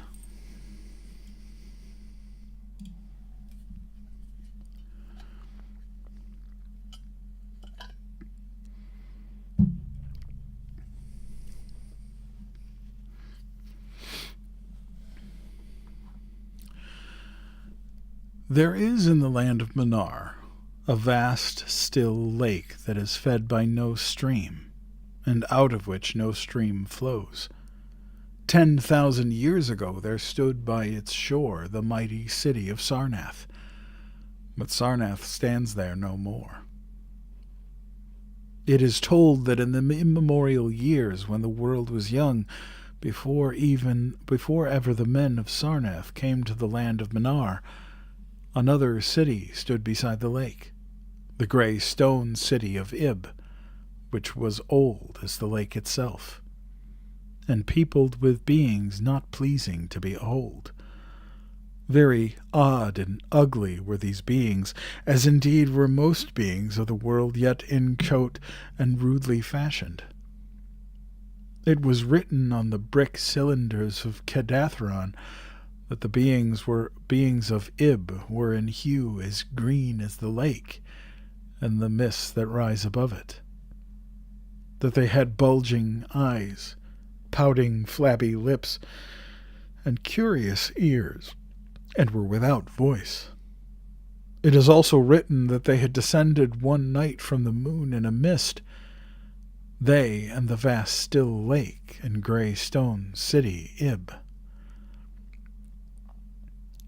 However this may be, it is certain that they worshipped a sea green stone idol chiseled in the likeness of Bokrug, the great water lizard, before which they danced horribly when the moon was gibbous. And it is written on the papyrus of Ilarnek that they one day discovered fire, and thereafter kindled flames on many ceremonial occasions. But not much is written of these beings, because they lived in very ancient times, and man is young, and knows little of the very ancient living things. After many eons, men came to the land of Minar, dark shepherd folk with their fleecy flocks, who built Thra, Ilarnek, and Kendatharon on the winding river Ai. And certain tribes more hardy than the rest pushed on to the border of the lake and built Sarnath, at a spot where precious metals were found in the earth. Not far from the grey city of Ib did the wandering tribes lay the first stones of Sarnath, and at the beings of Ib they marveled greatly. But with their marveling was mixed hate, for they thought it not meet that beings of such aspect should walk about the world of men at dusk. Nor did they like the strange sculptures upon the grey monoliths of Ib, for those sculptures were terrible with great antiquity. Why the beings and sculptures lingered so late in the world, even until the coming of men, no one can tell, unless it was because the land of Minar was very still and remote from most other lands, both of waking and dream. As the men of Sarnath beheld more of the beings of Ib, their hate grew. And it was not less because they found the beings weak and soft as jelly to the touch of stones and spears and arrows. So one day the young warriors, the slingers and the spearmen and the bowmen, marched against Ib and slew all the inhabitants thereof, pushing the queer bodies into the lake with long spears, because they did not wish to touch them, and because they did not like the grey sculptured monoliths of Ib. They cast these also into the lake, wondering from the greatness of the labor how ever the stones were brought from afar, as they must have been, since there is naught like them in the land of Minar, or in the lands adjacent. Thus of the very ancient city of Ib was nothing spared, save the sea-green stone idol chiseled in the likeness of Bokrug, the water lizard. This the young warriors took back with them to Sarnath, as a symbol of conquest over the old gods and beings of Ib, and a sign of leadership in Minar. But on the night after it was set up in the temple, a terrible thing must have happened. For weird lights were seen over the lake, and in the morning the people found the idol gone, and the high priest Taran-Ish lying dead, as from some fear unspeakable. And before he died, Taran-Ish had scrawled upon the altar of chrysolite, with coarse, shaky strokes, the sign of doom. After Taran-Ish there were many high priests in Sarnath, but never was the sea-green stone idol found, and many centuries came and went, wherein Sarnath prospered exceedingly, so that only priests and old women remembered what Taran-Ish had scrawled upon the altar of chrysolite. Betwixt Sarnath and the city of Ilarnek, arose a caravan route, and the precious metals from the earth were exchanged for other metals, and rare cloths, and jewels, and books, and tools for artificers, and all things of luxury that are known to the people who dwell along the winding river Ai and beyond. So Sarnath waxed mighty and learned and beautiful, and sent forth conquering armies to subdue the neighboring cities. And in time there sate upon a throne in Sarnath the kings of all the land of Manar, and of many lands adjacent.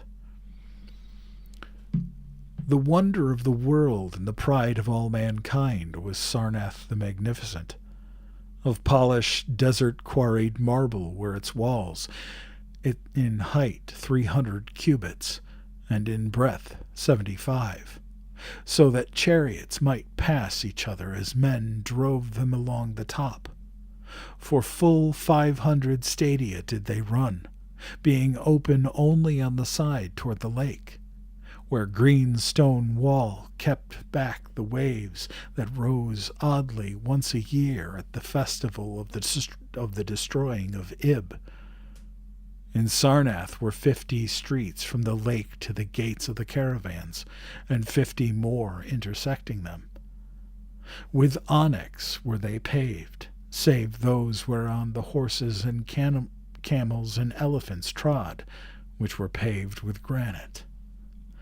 And the gates of Sarnath were as many as the landward ends of the streets, each of bronze and flanked by the figures of lions and elephants carven from some stone no longer known among men. The houses of Sarnath were of glazed brick and chalcedony, each having its own walled garden and crystal lakelet. With strange art were they builded, for no other city had houses like them, and travelers from Thra and Ilarnek and Kadathron marveled at the shining domes wherewith they were surmounted. But more marvelous still were the palaces and the temples and the gardens made by Zokar, the olden king. There were many palaces, the least of which were mightier than any in Thra or Ilarnek or Kadathron.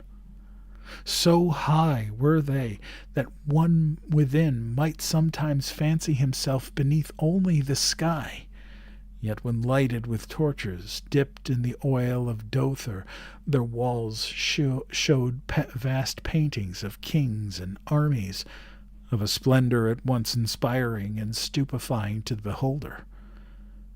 Many were the pillars of the palaces, all of tinted marble, and carven into designs of surpassing beauty, and in most of the palaces the floors were mosaics of beryl and lapis lazuli and sardonyx and carbuncle and other choice materials, so disposed that the beholder might fancy himself walking over beds of rarest flowers.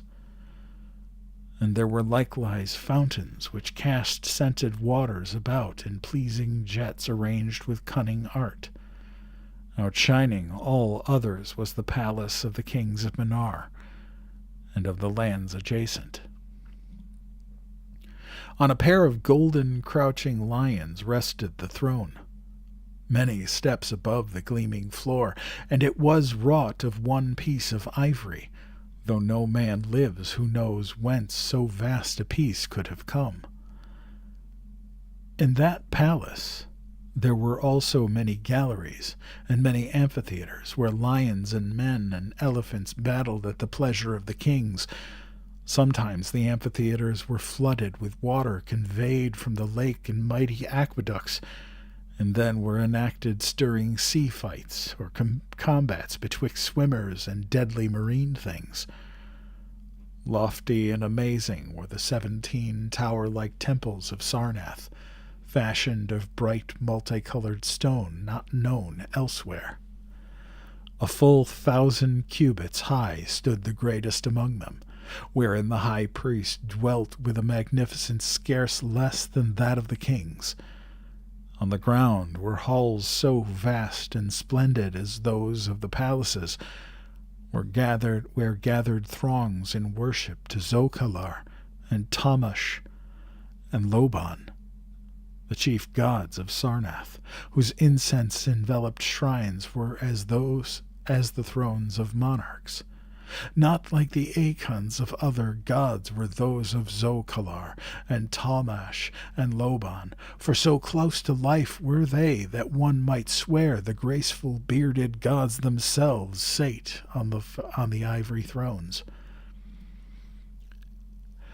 And up unending steps of shining zircon was this tower chamber wherefrom the high priest looked out over the city and the plains and the lake by day, and at the cryptic moon and significant stars and planets and the reflections in the lake by night. Here was done the very secret and ancient rite in detestation of Bokrug, the water lizard, and here rested the altar of chrysolite which bore the doom scroll of Turan Ish. Wonderful likewise were the gardens made by Zokar, the olden king. In the center of Sarnath they lay, covering a great space and encircled by a high wall. And they were surmounted by a mighty dome of glass, through which shone the sun and moon and stars and planets when it was clear, and from which were hung fulgent images of the sun and moon and stars and planets when it was not clear. In the summer, the gardens were cooled with fresh odorous breezes skillfully wafted by fans, and in winter they were heated with concealed fires, so that in those gardens it was always spring.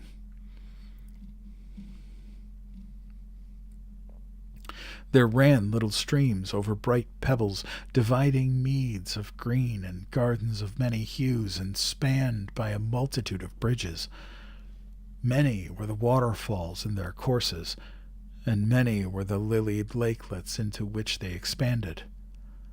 Over the streams and lakelets rode white swans, whilst the music of rare birds chimed in with the melody of the waters.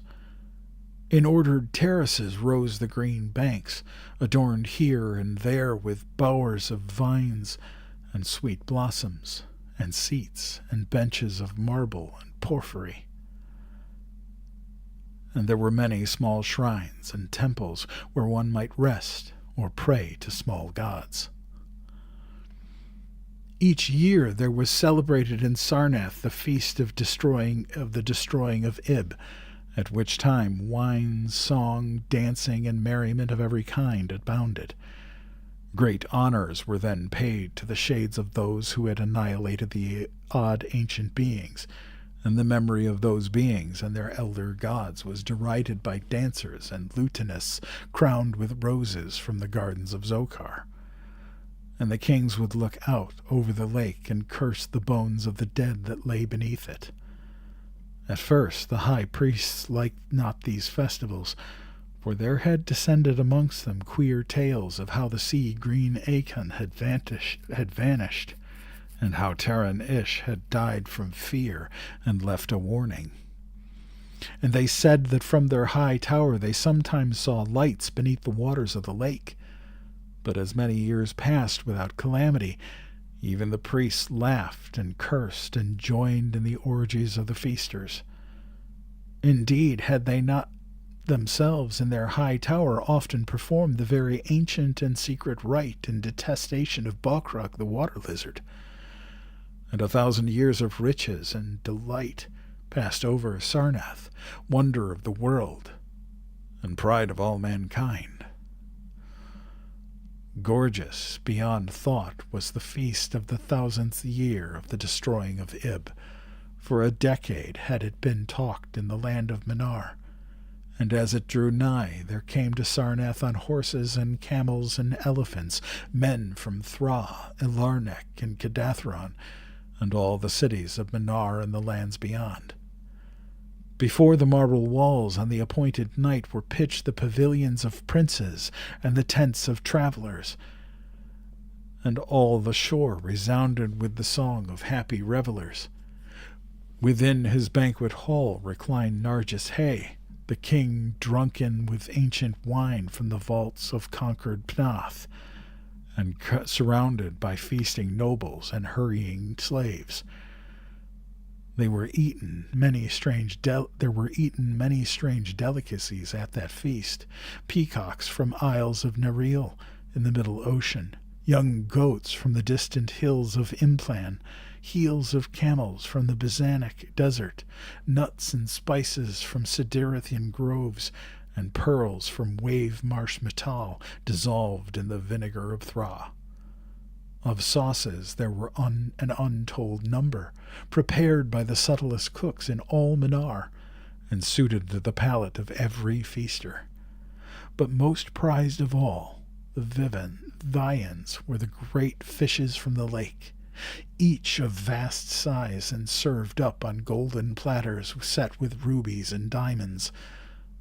Whilst the king and his nobles feasted within the palace and viewed the crowning dish as it waited them in the golden platters, others feasted elsewhere.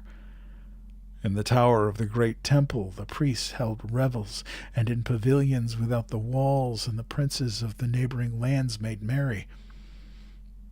And it was the high priest of Genai Ka who first saw the shadows that descended from the gibbous moon into the lake, and the damnable green mist that arose from the lake to meet the moon, and to shroud in a sinister haze the towers and domes of fated Sarnath. Thereafter in those towers and without the walls beheld strange lights in the water, and saw that the grey rock Acurion, which was wont to rear high above it near the shore, was almost submerged. And fear grew vaguely yet swiftly, so the princes of Ilarniak and of far Rokal took down and folded their tents and pavilions and departed for the river Ai, though they scarce knew the reason for their departing. Then, close to the hour of midnight, all the bronze gates of Sarnath burst open and emptied forth the frenzied throng that blackened the plain, so that all the visiting princes and travelers fled away in fright. For on the faces of this throng was writ a madness born of horror unendurable, and on their tongues were words so terrible that no hearer paused for proof.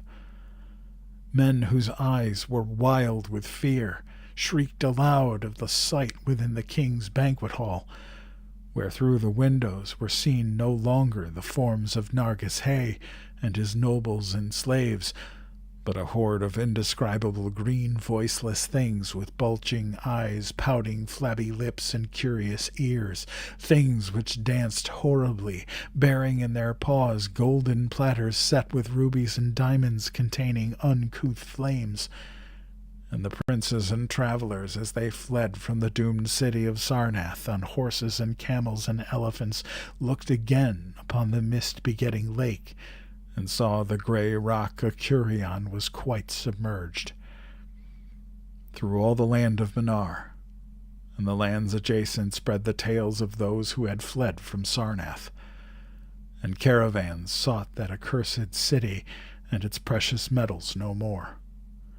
It was long ere any traveler went thither, and even then only the brave and adventurous young men of distant Felona dared make the journey.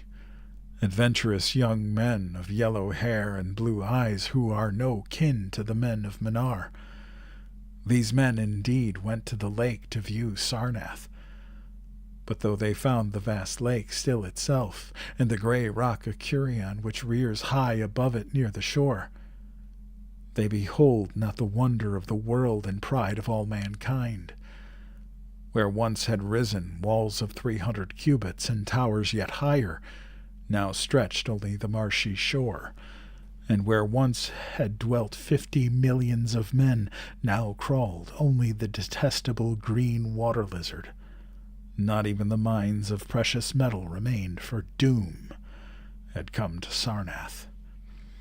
But half buried in the rushes was spied a curious green idol of stone, an exceedingly ancient idol, coated with seaweed and chiseled in the likeness of Bokrog, the great water lizard. That idol, enshrined in the high temple at Ilarnek, was subsequently worshipped beneath the gibbous moon throughout the land of Minar. Well, I appreciate you guys for being here.